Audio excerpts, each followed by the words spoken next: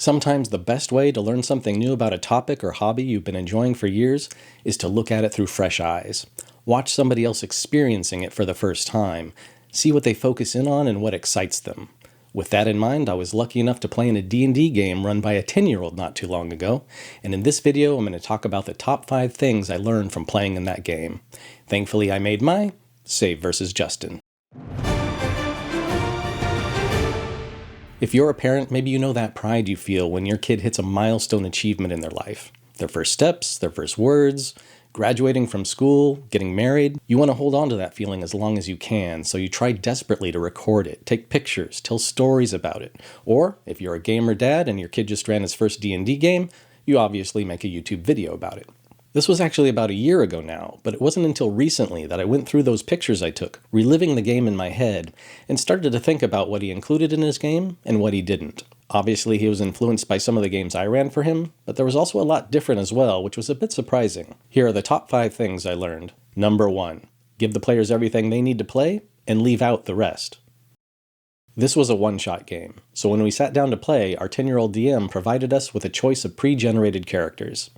Each character came in its own packet that included cards for starting gear, treasure tokens, and a character figure. If you've watched my other videos, then you know that this is stuff I do in my kids' games that he wanted to include in his game as well. That said, he made his own tweaks to the packet. The first addition that jumped out to me was including a pencil with a safety seal. You don't want your players to start bleeding before the game begins. The other major change was to the character sheet, and this is where I think I learned something about what's exciting and important to him in a D&D game. You may have seen my video on simplified character sheets.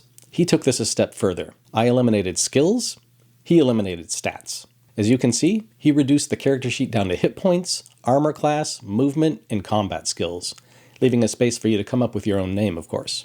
Movement was counted in squares, not in feet. It was clear we'd be playing this game on a battle map, so why bother converting feet into 5-foot squares? How effective you were with a weapon was all reflected in how much damage you could deal. No feats, no class abilities to keep track of and potentially forget. I'm not suggesting that these are changes you should make to your game. Of course, everybody's mix of what makes their game fun is going to be different. But it was just an interesting indicator of what he thought was fun in the game and how he was going to run his game. Since then, he's gotten more into the complexities of D&D rules, so I'd be interested to see what a revised character sheet might look like today. Number 2. Go play some video games and steal their level design. Take a cue from how video game quests flow to help provide freedom to explore, but also control pacing. Our DM is a big fan of video games like Legend of Zelda and Sea of Thieves. Both of those games include quests that are set in an open world, but also guide players to specific locations. They also control the pace of the game by requiring certain steps to be done before being able to access the final part of the quest. An example might be knowing you need to get past a door, but seeing that the door requires 3 different keys to unlock it. You can get the keys in any order you want, but you need all of them to get to that final encounter. That's exactly what our DM did in his first adventure. We soon discovered that there was a lich cursing the lands around its castle fortress. In order to get into the keep of the castle, we needed to find 3 keys to unlock the door. Those keys were hidden and guarded in the ruins around the castle.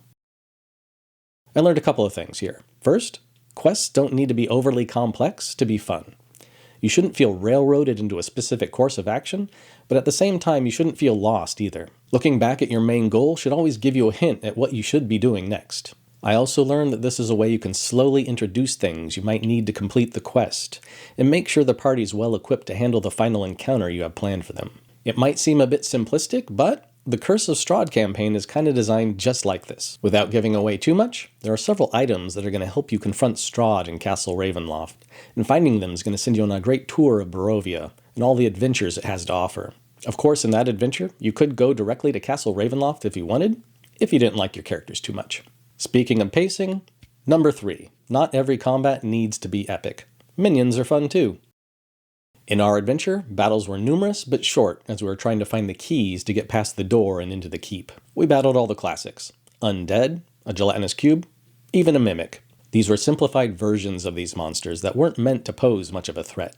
There was a surprise factor as they jumped out at us, and maybe a special ability or two, but after that the battles only lasted a couple of rounds. And that was fine. Their purpose was not to challenge us. They were there to add some action and help us look cool as we geared up for the main encounter later. They reminded me of minions from 4th edition D&D. Yes, that's right, I said 4th edition. For many, it's the edition that shall not be named. But I'll look for tips and tricks where I can get them to make my games fun, and minions, they're just good times. For those who haven't played 4th edition D&D, or those who won't admit it, groups of monsters had different strengths related to their role. So for example, in a band of goblins, you might have a skirmisher that could take a bit more damage, or a sniper who could deal damage at range. But most of them were minions, who were there to get in your way and make you look cool as you cut your way through them. I may be simplifying things a bit, but basically if you hit a minion and you dealt damage to it, they were done. And it was awesome because you could have cinematic battles with hordes of minion creatures that led to an epic finale with a boss fight. Again, very video gamey, but it's fun to feel like a powerful hero, and minions let you do that. So what I learned is, minions are back on the menu. Number 4, hand out treasure frequently to reward exploration, but let players draw random loot for an extra thrill.